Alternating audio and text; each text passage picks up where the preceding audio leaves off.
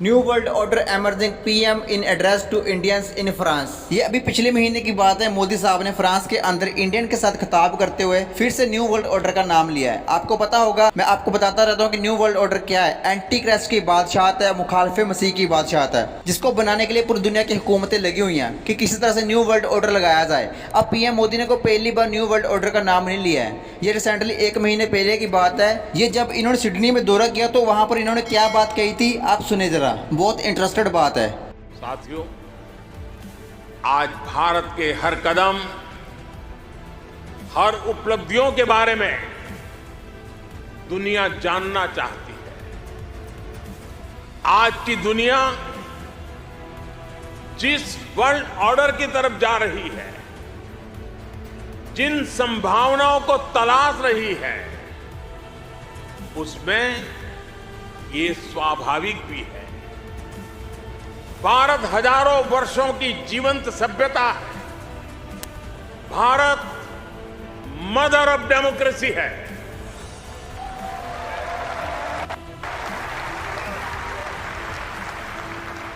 ने समय के अनुसार खुद को ढाला है, लेकिन अपने मूल सिद्धांतों पर, फंडामेंटल्स पर हमेशा टिके रहे हैं। हम राष्ट्र को भी एक परिवार के रूप में देखते हैं और विश्व को भी एक परिवार मानते हैं। वसुधैव कुटुंबकम।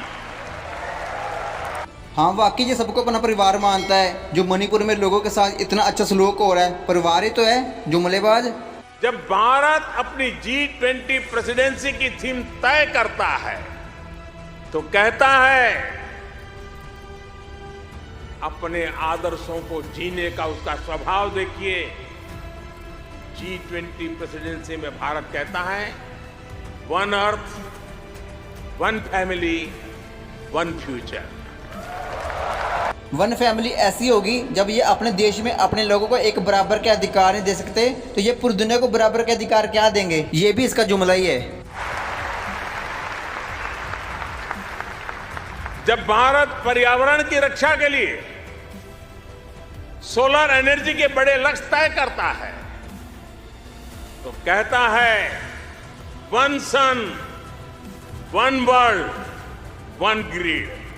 भाई अब आपके सामने है वन वर्ल्ड, आगे 2 वर्ल्ड है। ये आपको बता रहा है कि पूरी दुनिया का एक वर्ल्ड ऑर्डर बनाने की कोशिश की जा रही है, जिसमें इंडिया लीड करेगा। जब भारत वैश्विक समुदाय के स्वस्थ रहने की कामना करता है तो कहता है, वन अर्थ, वन हेल्थ। है हेल? मुझे लगा कहता वन हेल। अब सिर्फ यही नहीं कि इसने सिडनी में जाकर new world order, one world order की बात कर दी। अपने इंडिया के अंदर जनाब पार्लियामेंट में जो हालिया गुजरी बीमारी में इसने स्पीच दी थी, आप जरा वो भी सुने। सैन्य शक्ति के पोस्ट कोरोना भी एक नया वर्ल्ड ऑर्डर नजर आ रहा है। पोस्ट कोरोना के बाद दुनिया में एक नया संबंधों का वातावरण शेप लेगा। हमें तय करना है कि हम वर्ल्ड वॉर के बाद एक मुख्य दर्शक के रूप में बदलती हुई दुनिया को देखते रहे और अपने आप को कहीं एडजस्ट हो सकते तो करने की कोशिश की। हमारे लिए वो कालखंड भी वैसा ही। लेकिन आज पोस्ट कोरोना जो नया वर्ल्ड ऑर्डर तैयार होगा, और होना ही है, किस रूप का होगा, कैसा होगा, कौन उसको इनिशिएट करेगा, वो तो वक्त बताएगा। लेकिन दुनिया ने जिस प्रकार से संकट को झेला है, दुनिया इस पर सोचने के लिए मजबूर हुई है और होना है। ऐसी स्थिति में भारत विश्व से कट करके नहीं रह सकता। भारत एक कोने में गुजारा नहीं कर सकता। जब मैं इस बंदे का नाम ले लेके इसको एक्सपोज करता हूँ तो लोग बोलते हैं ऐसा थोड़ी ना होता है। हुकूमत अपने लोगों के खिलाफ थोड़ी ना हो जाएगी। मैं आपको बता चुका हूँ कि जनाब PM Modi world economic forum का एजेंडा कंट्रीब्यूटर है। ये उनके एजेंडा को पुश करता है और ये उनका स्टेक होल्डर बनेगा। स्टेक होल्डर इकोनॉमी आगे लाने वाले होते हैं। जितने भी स्टेक होल्डर होंगे सारे अमीर होंगे और जो गरीब होंगे वो कटोरा लेकर इनके रहमो करम पर होंगे, क्योंकि लोगों को यूनिवर्सल बेसिस इनकम दी जाएगी। स्टेक होल्डर ही सारे बिजनेस के मालिक होंगे, लेकिन कोई आम इंसान बिजनेस नहीं कर सकेगा। नॉर्मल लोग दुकान भी नहीं खोल सकेंगे क्योंकि उनको रखने के लिए माल नहीं मिलेगा। तो ये जितना न्यू वर्ल्ड ऑर्डर कर रहा है ये अपने लिए कर रहा है, भारत के लिए बिल्कुल भी नहीं कर रहा। अब ये मत सोचना कि new world order agenda India का नहीं, अमेरिका का एजेंडा है। दुनिया की शुरुआत से शैतान अपनी बादशाहत कायम करना चाह रहा था।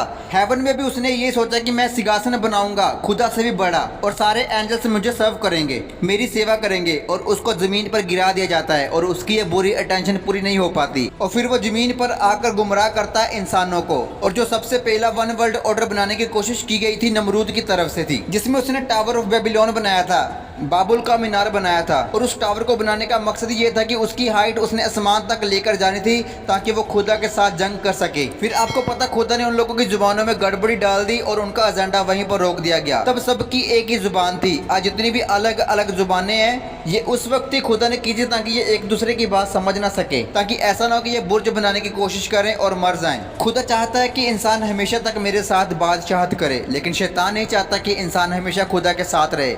इसलिए शैतान ने पहले ही बाबुल के बुर्ज के जरिए और फिर मिस्र के जरिए, क्या आप जानते हैं मिस्र की बादशाहत को ये क्यों बार बार याद करते हैं? क्यों $1 की बैक साइड में ये पिरामिड बना हुआ है? पहली जो सिस्टमैटिक बादशाह थी जो कि बहुत पावरफुल थी, और इसको जो बनाने वाले बादशाह थे वो अपने आप को खुदा बनाते थे और जो लोग थे वो इनको खुदा की तरह पूजते भी थे। आज इन लोगों को भी यही है कि लोग हमको खुदा की तरह पूजे। शैतान ने यही लॉलीपॉप आदम और हवा को दिया था अदन के बाग में कि अगर तुम ये फल खा लोगे तो तुम खुदा के जैसे बन जाओगे। उसी तरह आज भी ये लोग सोच रहे हैं कि हम खुदा बन जाएंगे। मिस्र के बाद बहुत ज्यादा इनकी बादशाह चल ना सकी, वन वर्ल्ड ऑर्डर बन ना सका क्योंकि लैंग्वेज में फर्क आता था। लेकिन आज तो लैंग्वेज कोई बहुत बड़ा बैरियर नहीं रह गया, एआई के जरिए किसी भी लैंग्वेज को ट्रांसलेट करके समझा जा सकता है। तो आज हमें नजर आ रहा है कि वन वर्ल्ड ऑर्डर लागू किया जा सकता है जो कि एंटी क्राइस्ट की बादशाहत है, मुखालफे मसीह की बादशाहत है। यानी कि पूरी दुनिया का एक ही बादशाह होगा जो कि एंटी क्राइस्ट होगा। और हाँ, ये मोदी साहब को एंटी क्राइस्ट मत समझ लेना, ये तो बस उसका रास्ता तैयार करने वाला है। ये एंटी क्राइस्ट नहीं है, ये एंटी क्राइस्ट की आत्मा के द्वारा चल रहा है। न्यू वर्ल्ड ऑर्डर के गोल्स में आपको बता चुका हूँ पहले ही। वन रिलीजन,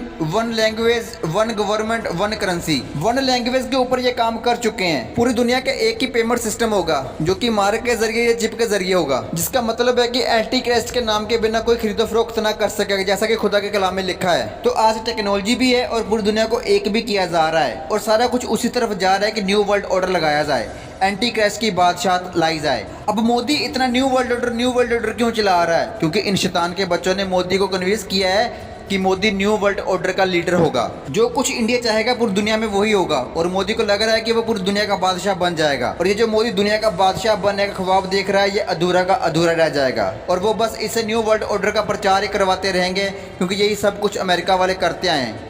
कितने शानदार विचार रखते हैं, क्योंकि यही सब कुछ अमेरिका ने चाइना के साथ किया था, जबकि चाइना की इतनी औकात भी नहीं थी कि वो पूरी दुनिया को प्रोडक्शन करके दे। उस वक्त चाइना को सिखाने वाला और चाइना को इन्वेस्ट करने वाला कौन था? अमेरिका था। तब चाइना को भी यही लॉलीपॉप दिया गया था कि तुम दुनिया को लीड करोगे, तुम दुनिया के बादशाह बन जाओगे। फिर क्या, जब चाइना के बादशाह बनने का वक्त आया, जैसे दूध में से मक्खी निकालकर बाहर फेंक दिया, चाइना को ऐसे बाहर निकाल दिया और सारी प्रोडक्शन चाइना से उठाकर इंडिया ले आए। अब सारी पावर इंडिया को दे दी। ये सारी प्लानिंग होती है वर्ल्ड इकोनॉमिक फोरम की। ये पहले किसी भी देश को पावर में लेकर आते हैं, फिर उनको दूध में से मक्खी की तरह बाहर निकाल कर फेंक देते हैं जब इनको लगता है कि ये हमारे खिलाफ आ सकता है, ये हमसे ज़्यादा पावरफुल हो गया है, ये हमें डोज कर सकता है, ये हमें गुलाम बनाने की कोशिश कर सकता है, या फिर इसकी कोई ऐसी इंटेंशन हो सकती है। तो ये फिर क्या करते हैं, उसको दूध से मक्खी की तरह निकालते हैं, उसको चूस के बाहर फेंक देते हैं ताकि वो दोबारा इनके खिलाफ खड़ा ना हो सके और ये मालिक बने रहे। तो मोदी के साथ और इंडिया के साथ भी यही होगा। आप देख लेना, आज मेरे ये वर्ड आप नोट कर लेना,